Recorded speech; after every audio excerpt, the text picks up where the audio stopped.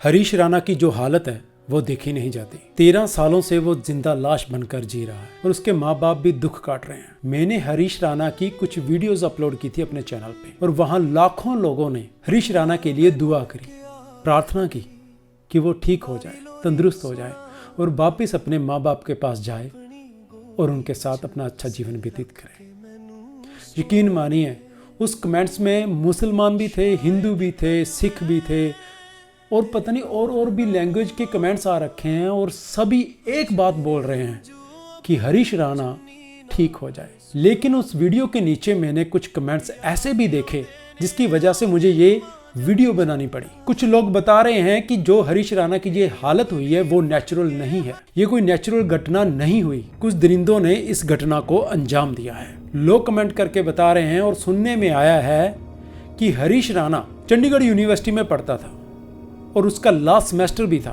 बहुत अच्छा लड़का था, मेहनती था और सेहत का भी बहुत अच्छा ध्यान रखता था। लेकिन एग्जाम के बिल्कुल एक दिन पहले कुछ लड़कों के साथ उसकी बहस हो जाती है और वो बहस लड़ाई में तब्दील हो जाती है और कुछ लड़के 4th फ्लोर से हरीश राणा को नीचे धक्का दे देते हैं और हरीश राणा नीचे जाके गिरता है और उसके सर पर चोट लगती है जिसकी वजह से उसको लकवा भी हो जाता है और उसको ब्रेन डैमेज हो जाता है जिसकी वजह से ना वो सुन सकता है, ना बोल सकता है, ना समझ सकता है। अब वो जिन्होंने धक्का दिया वो यकीनन बहुत बड़े पैसे वाले होंगे, जिनके पास बहुत बड़ा पैसा होगा, क्योंकि वो बात वहीं दबा दी गई है।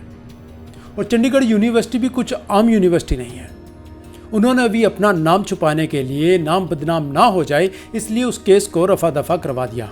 ये नहीं है कि माँ बाप को इसके बारे में नहीं पता था, माँ बाप को पता था, माँ बाप ने केस भी किया।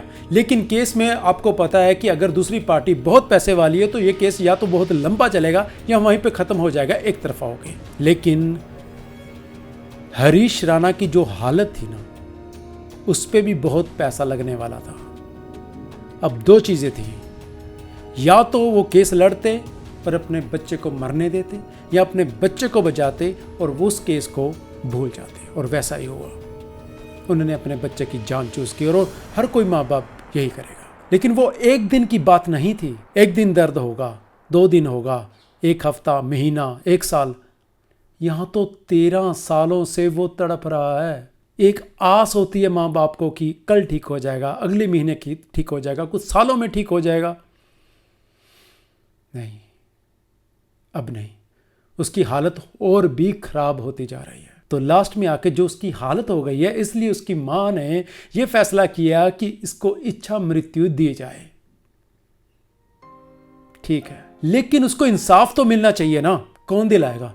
आप और हम ही दिलवा सकते हैं। अगर हम बाहर निकलें, हम इस इंटरनेट को यूज करते हैं, हमारे पास मोबाइल है, हमारे पास ट्विटर है, हमारे पास इंस्टाग्राम है, फेसबुक है, यूट्यूब है, हम यहाँ से दुनिया को देखते हैं तो दुनिया दिखा भी सकते हैं। वो केस रीओपन होना चाहिए और उन दरिंदों को पकड़ना चाहिए और उसकी सजा देनी चाहिए, वरना यही यकीन बन जाएगा कि इस देश में पैसा ही सबसे ऊपर है, इंसानियत नहीं। वैसे तो ऑलरेडी थोड़ा थोड़ा कानून से विश्वास उठता जा रहा है, क्योंकि सिद्धू मूसेवाले का कत्ल हुआ लेकिन उसके माँ बाप को अभी तक न्याय नहीं मिला, इंसाफ नहीं मिला। अब हरीश राणा को कैसे इंसाफ मिलेगा? लेकिन इसका मतलब ये नहीं है कि हम चुप कर बैठ जाएं। हमें बोलना होगा, जस्टिस फॉर हरीश बोलना होगा। और आप भी वीडियोस बनाइए और इस वीडियो को भी शेयर कीजिए ताकि ये सरकार तक पहुंच सके और ये केस रीओपन हो सके और हरीश राणा को इंसाफ मिल सके।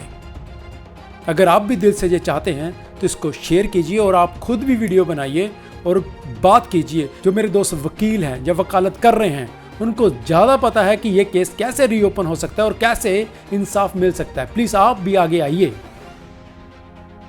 और इस बात को ऊपर तक लेकर जाइए।